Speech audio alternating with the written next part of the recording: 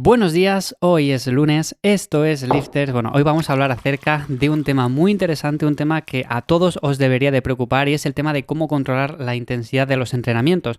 Sabemos que tenemos que entrenar intenso, sabemos que eso tiene que darse sí o sí, que no vamos a los entrenamientos a pasar el rato y ya está. Y sabiendo que tenemos que entrenar intenso y que tenemos un montón de herramientas, ¿cómo influye el hecho de tener más o menos experiencia? ¿Cómo influyen las escalas que tenemos y que podemos utilizar? ¿Y cómo podemos autorregularnos? Porque son cosas que están ahí y que muchas veces no sabemos utilizarlas. Bueno, pues vamos a resumir un poco todo esto. Lo primero de todo, lo que quería comentar es que, dependiendo de si tenemos más o menos experiencia, esto va a ser más o menos sencillo, como en todo. Realmente, cuando estamos empezando, no podemos autorregular los entrenamientos porque no sabemos si realmente estamos haciendo las cosas bien o estamos haciendo las cosas mal. No sabemos regular la intensidad. Y para saber regular la intensidad, lo primero de todo es ganar experiencia. ¿Cómo? Pues lo primero empezando con ejercicios básicos, con ejercicios con movimientos multiarticulares, con movimientos al final que de una forma u otra nos ayuden poco a poco a automatizar una buena técnica y de esta manera vamos a ir ganando experiencia. Luego ya vamos a ir pasando al tema de las repeticiones, de que por ejemplo tenemos que controlar un rango de repeticiones óptimo dependiendo de nuestro objetivo. Claro, aquí si nuestro objetivo es ganar masa muscular, ya os he comentado que entre las 5 y las 15 repeticiones es donde deberíamos de movernos casi siempre, en todas las series. Hay ejercicios que, por ejemplo, a 6 repeticiones, 8 repeticiones son mejor. Pero, por ejemplo, tenemos ejercicios más analíticos que a unas 12, 14 repeticiones, pues posiblemente nos beneficien más. Entonces, en este sentido, y teniendo todo esto ya, poco a poco vamos a ir ganando experiencia. Y una vez tengamos esta experiencia, lo siguiente, un punto muy importante, es si debemos de llegar al fallo o no debemos de llegar al fallo. Claro, aquí como en el punto anterior, va a depender del tipo de ejercicio. Por ejemplo, en una sentadilla llegar al fallo es muy complicado. Yo nunca recomiendo llegar al fallo en ejercicios compuestos que sean realmente demandantes a nivel del sistema nervioso central, ya bien sea por ejemplo un peso muerto o una sentadilla. Todos esos ejercicios son muy complicados, con lo cual vamos a estar cerca del fallo. ¿A qué me refiero cerca del fallo? Pues a 1, 2, 3 repeticiones, con eso sería más que suficiente. Luego tenemos ejercicios analíticos que sí que trabajan esas zonas musculares, como pueden ser unas extensiones de cuádriceps, un curl femoral, ahí sí que ya podemos llegar al fallo y lo podemos hacer de forma mucho más sencilla. Entonces, en primer lugar, dependiendo del tipo de ejercicio que estamos realizando, vamos a poder o no llegar al fallo. Y una vez sabemos esto, ¿a qué vamos a pasar? Bueno, pasamos a las escalas de esfuerzo percibido o a las escalas en las cuales valoramos el número de repeticiones que nos quedan en recámara. Son las escalas RPE o RIR, que seguramente a muchos de vosotros ya os suenen. Os dejo enlaces en la descripción a ambas escalas para que las tengáis y para que las guardéis en vuestro teléfono móvil. Y es una manera muy sencilla de regular los entrenamientos. Por un lado tenemos la escala RIR. Esta escala se basa en las repeticiones que nos quedan en reserva. Normalmente, como dije anteriormente, tenemos que dejar entre 1 a 3 repeticiones, más o menos regulando un poco. Habrá semanas que vayamos más cerca del fallo y habrá semanas que vayamos más lejos. Pero realmente es una escala muy buena porque sabemos si nos quedan muchas o pocas repeticiones para llegar a ese fallo.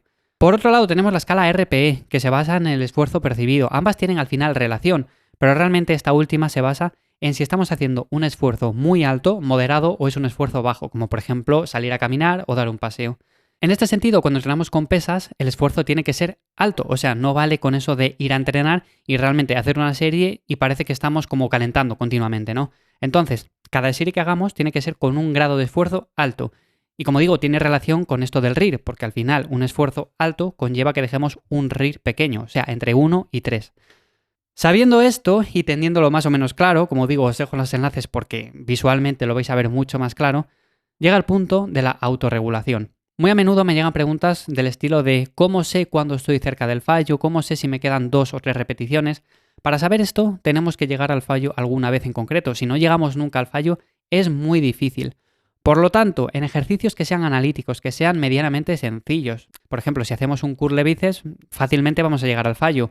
Pero, por ejemplo, en ejercicios como un remo con barra o un press con mancuernas o este tipo de ejercicios igual un poco más complicados, también se puede llegar al fallo de vez en cuando y además es recomendable porque de esa manera vamos a saber ajustar mucho mejor estas escalas. Con lo cual, si sabemos ajustar estas escalas y tenemos la experiencia suficiente realizando ciertos ejercicios, como por ejemplo en un principio dije, automatizar bien la técnica y demás, ya vamos a saber autorregularnos, porque dependiendo de la semana que tengamos, vamos a decir, vale, esta semana la tengo un poco peor, vamos a regular un poco los entrenamientos para que sean menos intensos, pero realmente siempre se mantengan en un rango óptimo de intensidad.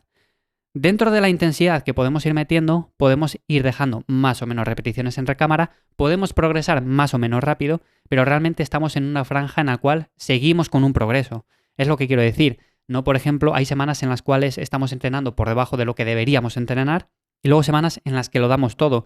Así que en ese sentido, poco a poco vamos a ir sabiendo autorregularnos y vamos a decir, estas 4 semanas las voy a hacer con un RIR 2, por ejemplo, en ciertos ejercicios. Luego esta semana voy a pasar a un RIR 1. Luego esta semana de descarga voy a alejarme bastante y voy a dejar bastantes repeticiones en recámara, manteniendo la intensidad y demás.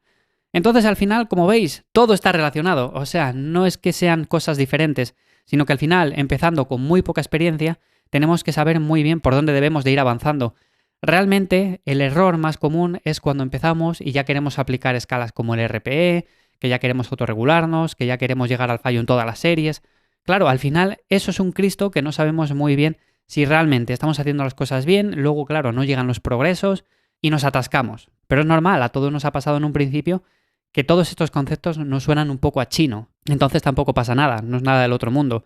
Pero sí que es cierto que deberíamos de pensar en eso. Por ejemplo, si tu caso en particular ahora mismo estás empezando, intenta hacer una buena técnica de los ejercicios, no te centres tanto en estas escalas, déjalo para más adelante. Y lo de la autorregulación y demás también. Simplemente haz buena técnica de ejercicios y una vez controles esa técnica ya puedes acercarte más o menos al fallo. Una vez te acerques más o menos al fallo ya puedes pasar a utilizar este tipo de escalas para medir la intensidad y de esa manera poco a poco vas a ir sabiendo autorregularte.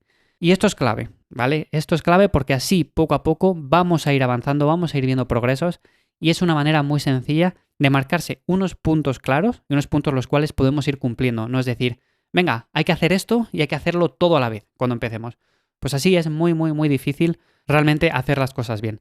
Así que como digo, espero que esto sea de ayuda. Como veis, son 4 puntos muy claros, pero que realmente al final tienen sus particularidades cada uno. Entonces, se los voy a dejar para hablar en diferentes episodios, así que voy a entrar más en detalle en cada uno de ellos. Y sin más, como digo, si tenéis cualquier duda acerca de cualquier tema, como siempre, me podéis contactar en @ivyamazares en cualquier red social o en ivyamazares.com, donde os ayudo con vuestro entrenamiento a entrenar mejor y sobre todo a que consigáis resultados. Sin más, nos escuchamos mañana martes en un nuevo episodio. Que paséis buen día. Chao.